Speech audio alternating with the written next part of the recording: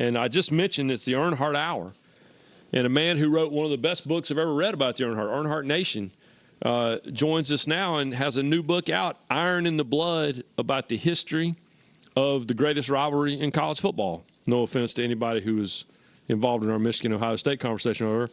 Jay Busbee joining us now. Friend of the show, friend of us, throwing up the three. Jay, how we doing, man? Absolutely. How are you, boys? How's everyone doing? We're doing good. We NASCAR's at Richmond this weekend, and we aren't. And we aren't. And there were a lot of smoky weekends in that media center where we would see you there. I was going to say, what are we all doing here? We need to be in Richmond. We need to be there tonight, hanging out. Richmond was the of all the secondhand smoke during the Winston Cup day. There in Darlington, man. Richmond, you would open that little media center door at Richmond, and literally it was like the smoke would just come rolling out of there. It was, but it's all right. They were free. Yeah, the drive home, you were always, tapping your shirt like, oh my God, I smell like a cigarette, but it was well worth it. Yes, it was. All right, tell us about the book, Iron in the Blood. Yeah. You worked on this thing for a while, and I had a chance to read it. It's really, really good. But this is one of these books that, quite frankly, Jay, I just assumed there had been like 25 of these books already written about this. There hadn't been much in the form of the written word printed about this series. Yeah, there's been a lot of like small books where they'll take on one season or one coach or one little element of it, but no one had actually done the whole beginning to end, back starting with February 22nd, 1893, and going all the way up to November 29, 2025, the entire run of the Iron Bowl. And as we all know, I mean, it's a spectacular rivalry, but it's not just about the football. There's so much more, as we all know. It's about the family. It's about the camaraderie. It's about the blood loathing. It's about being a rival with a friend that you work with that you have to deal with every day of the year, depending on how that rivalry turns out. So there's so much going on here outside the football field that makes it so much more fascinating. What did you learn? First of all, hey, brother. How are you, my man? We appreciate you, man. You're just such a nice, just a kind person, and have been serious. I'm not being funny here. I mean it. You're such a good man, and we appreciate you, and have always admired your work. I can't wait to read this book. I'm fascinated by the history of it. But what in the research for it? Who did you interview that taught you something that sat you back in your chair? I mean, you'll love this. Jeremiah Castile. He was one of Bear's last players. He was in the locker room that very last game, that Liberty Bowl, and he stood up and he talked about how grateful he was in that locker room to be coached, to be playing for Bear in what would turn out to be his last game. And Bear died just a few weeks after that. I mean, he retired. And he spent about 3 weeks on retirement, and then he went into the hospital and sadly never came out. And Castile was one of his pallbearers at his funeral. So he was that last link between the locker room and then the hereafter for the Bear. And so hearing him talk about the kind of passion, he's gone on, had a successful life 40 plus years after that, to hear him, that brief moment of time affected him. And he was one of only thousands of people that had been affected by the Bear in that way. So to hear that kind of passion, that kind of reverence, that's what stuck with me. What was were there any themes that reached out? Because reading it, I thought about the fact, Alabama's this blue blood, really didn't get great at football until the 1930s, right? But then Auburn was kind of, they look like they might have been the blue blood, but have always been the underdog. I mean, what was the overarching theme that you felt when you were writing this book? I mean, it's that Alabama is a relentless machine, and that Auburn just pinballs between glory and chaos. And Auburn can always cause that trouble. We know about the kick six, which we're all watching right now. We know about the kick six and how that happened, but there are so many instances when Auburn could just come in and absolutely wreck Alabama's season, Alabama's hopes. And that's why Alabama could never get too comfortable, ever, ever, ever. The Iron Bowl is always something that Alabama has a healthy amount of dread for, and Auburn is always excited to see what's going to happen next because it can go any way possible. And it's just a tremendous rivalry for that standpoint because neither side, both sides, there's a definite advantage, obviously, with Alabama winning, but Alabama can never get comfortable when Auburn's in the building. This list that Luke and our production team have on the screen right now, it's mind-blowing. All of the moments in the Iron Bowl that weren't so indelible just in the outcome of the game, but they were so indelible that they have a title. Right. Which one of those in the reporting hurt the most for the opponent? Can we say all of them? I mean, every single it's either one of them. got to be kick six or gravedigger, probably. I mean, it's kick six. I start out the book with kick six and gravedigger because the fascinating part of that is they both ended up in almost the exact same spot in the Auburn end zone. I mean, just within a few yards of each other. Isaiah Bond right there, Chris Davis right there. I mean, it's all right there in the exact same spot. But the most painful one, I mean, running down all the lists that you've got going on there, it might be the kick because Auburn at that point, remember, had Bo Jackson. And they had Bo in their lineup, and they only went 2-2 in that time against Alabama. And so to have that kind of generational college player right there, and you still can't get over the hump, even against an Alabama that didn't have Bear on the other sideline. You know, that's this rivalry to a T. Is nothing can ever be taken for granted because it can always be taken away from you. Jay Busbee joining us now, our longtime friend, been at Yahoo Sports forever. Iron in the Blood drops soon, so get it. Get you ready for college football season and certainly get you ready for the Iron Bowl at the end of the year.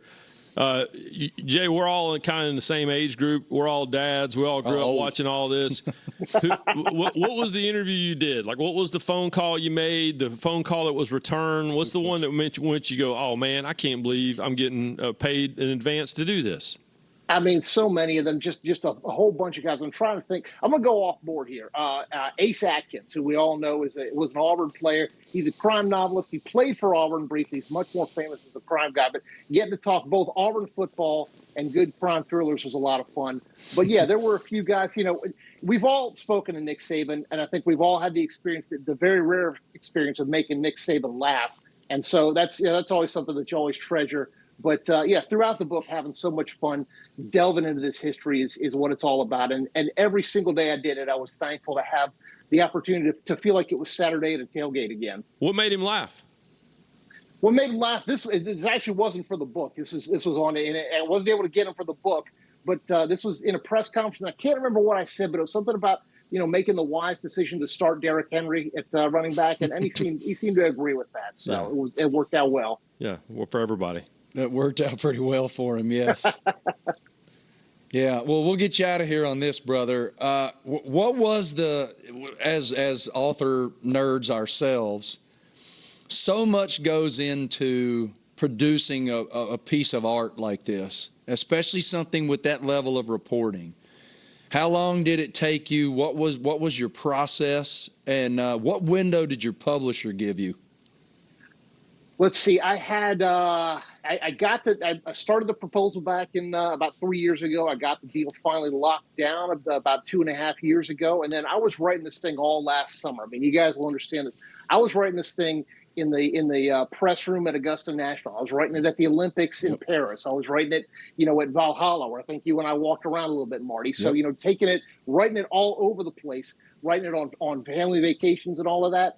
But it's worth it. It's well worth it, as we know. You want to keep the written word alive, and you want to keep the elements going. Comes out August 26th. They gave me plenty of time to work on it, plenty of time to dig in on it the right way. Yeah, that's Marty and I always talk about. It's so funny. We've both written books at various sporting events and family. I mean, I remember with Sideline CEO, I was writing part of that book in the intermission of my daughter's dance competition, right out in the lobby, just pound earbuds in, pounding keys. Well, we're never working on where we are, Jay. Marty and I, one year at Daytona, I remember the Daytona 500 is on like lap 75. And I looked at Marty, I go, what are you working on? He goes, I'm working on, I'm researching college basketball game I got to do Tuesday night. He goes, what are you working on? I go, a college baseball preview. Like, we're there, but we're kind of not there. But, hey, congratulations on the book. It's a great read. I can't wait for everybody else to read it. Iron in the Blood drops, next week? 26th. Tuesday, August 26th. Yep. There you go. Well, good luck to you, and congratulations, and thanks for being a friend. Thanks, boys. Love you. We'll see you soon. Yeah, that's one of the good ones right there. He's our business can be funny, man, because there's a lot of competitive energy in our business. There's a lot of, not just for scoops, but for great storytelling and the opportunity to find a great story, whether that's something that's emotional or something that's historic or whatnot, and be the person that gets to bring that piece of art and information to the world. And it's very competitive. And so sometimes you'll have relationships, but they're pretty surfacey and whatnot. But not with that guy, man. He's just he's the genuine article, and I love being around him. He's funny as hell. Yeah, yeah. And him talking about us walking around at Valhalla. It was Monday. Scotty hadn't got arrested yet, and we're walking around. And I was all by myself. I just like to go walk the golf course and just check it out, get a feel for it, see different holes, and just talk to guys while they're playing on the practice round. And I see Jay, and he's like, "Hey, what are you doing?" I'm like, "I'm just walking around." He's like, "Me too, come on." And so that's the best. No, it's hard. You're right. It is hard to make like friends. It's hard, man. Like friends, because we're all so busy and we're on and off airplanes. But isn't it interesting though? It's funny because I've told you this before, but mutual friend of ours, Jeff Gordon's PR rep forever, John Edwards, passed away back in the spring unexpectedly.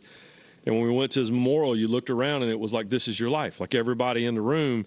And it's funny because even the people that you fought with when we were all young, like John, we're all so young and virile and all that stuff, it's like you went to college together.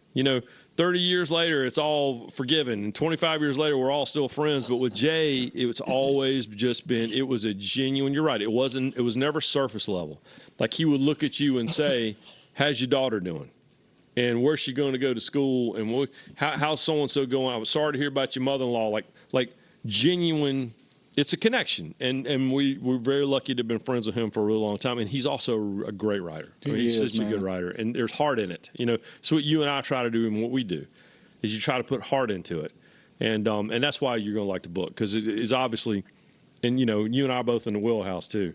He's like us. It's as much a history lesson on the post-Reconstruction South as it is, two universities that came out of nothing and identities, football powerhouses. Identities for a state without pro sports, right? And what college football means to them. Yep. Like I can't. You've read this book. I've not read it yet, but I'm sure that the unpacking of that and why they have their respective identities and their perceptions of one another, all of that is so important to the fabric of every college football rivalry, but none more dramatically than that one. Yeah.